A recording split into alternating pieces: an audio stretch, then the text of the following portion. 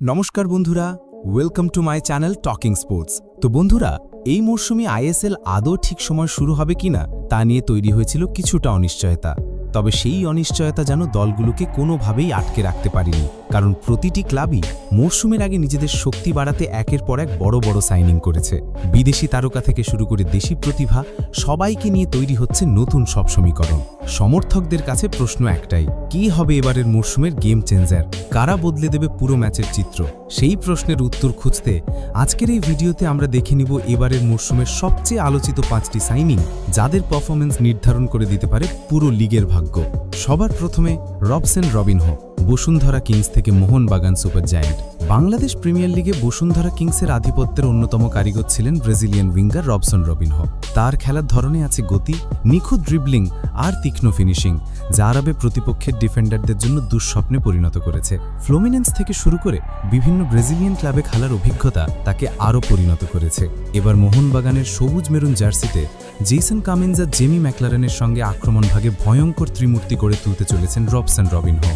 তার উপস্থিতি গোটা আক্রমণ ভাগকে শুধু শক্তিশালী করবে না, বরং প্রতিপক্ষের রক্ষণ ভাগ ভাঙার জন্য প্রধান অস্ত্র হবে, তা বলাই যায়। এরপর number 2, Javier Siverio, Jamshedpur FC থেকে এফসি গোয়া।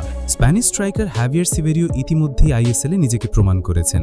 ইস্ট বেঙ্গলের হয়ে সুপার কাপ জেতা থেকে শুরু করে জামশেদপুরে তার গোলের নৈপুণ্যে দল সেমিফাইনাল ও ফাইনালে পৌঁছেছিল। এবার নতুন চ্যালেঞ্জ নিয়ে তিনি যোগ দিলেন এফসি গোয়ায়। কোচ মনোলো মার্কেজের সঙ্গে তার আগের কাজ করার অভিজ্ঞতা গোয়ার আক্রমণ ভাগে বাড়তি সুবিধা এনে দেবে। সিভেরিও শুধু গোল করতেই পারদর্শী নন, বরং কঠিন মুহূর্তে দলের ভরসা হয়ে উঠতে পারেন। ওমানের আলসিবের বিরুদ্ধে এসিএলে তার গোল গোয়া সমর্থকদের মধ্যে আস্থা জাগিয়েছে। সুতরাং বলা যায় এবার গোয়ার আক্রমণ ভাগের মেরুদণ্ড হয়ে উঠবেন সিভেরিও। এরপর এই লিস্টে নাম্বার 3-তে আছে অ্যান্ডি রড্রিগেজ। রিয়াল মাদ্রিদের একাডেমি থেকে উঠে আসা অ্যান্ডি রড্রিগেজকে ইতিমধ্যেই নর্থ ইস্ট ইউনাইটেড এফসির সবচেয়ে বড় সম্পদ বলা হচ্ছে। তাকে ঘিরেই দল তৈরি করতে চাইছেন নতুন পরিকল্পনা। মাঝমাঠে বল কন্ট্রোল, নির্ভুল পাসিং এবং খেলার গতি বাড়ানোর ক্ষমতা তাকে আলাদা করেছে। ডুরান্ট কাপে তিনি যেভাবে একা হাতে ম্যাচের মোড় ঘুরিয়েছেন, তাতে বোঝা যায় বড় মঞ্চে তিনি কতটা কার্যকর হতে পারেন। দ্রুত কাউন্টার অ্যাটাকে উঠে যাওয়া থেকে শুরু করে আক্রমণ ভাগে বল বিতরণ, সবকিছুতেই তার অবদান অমূল্য। মাঠে তার পাসিং ভিশন আর চলাফেরার বুদ্ধি নর্থ ইস্ট ইউনাইটেড এফসির জন্য অমূল্য সম্পদ হতে চলেছে। এরপরই নাম্বার 4-এ আছে মোহাম্মদ রশিদ, পারসেবায়া সুরাবাইয়া থেকে ইস্ট বেঙ্গল এফসি।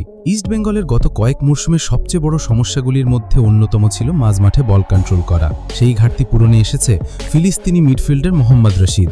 বল কন্ট্রোল, পজিশনিং, ট্যাকলিং আর বল রিকভারিতে তিনি সমান দক্ষ। মাঠের এক প্রান্ত থেকে অন্য প্রান্তে খেলা নিয়ন্ত্রণ করার মতো ক্ষমতা তার রয়েছে।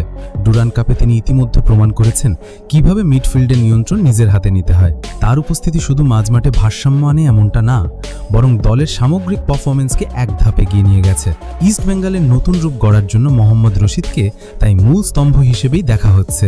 এবং এই লিস্টে সব শেষে আছে অভিষেক টেকচাম সিং, পাঞ্জাব এফসি থেকে মোহনবাগান সুপার জায়ান্ট। মাত্র 20 বছর বয়সে জাতীয় দলে ডাক পাওয়া অভিষেককে ভবিষ্যতের বড় তারকা বলা হচ্ছে।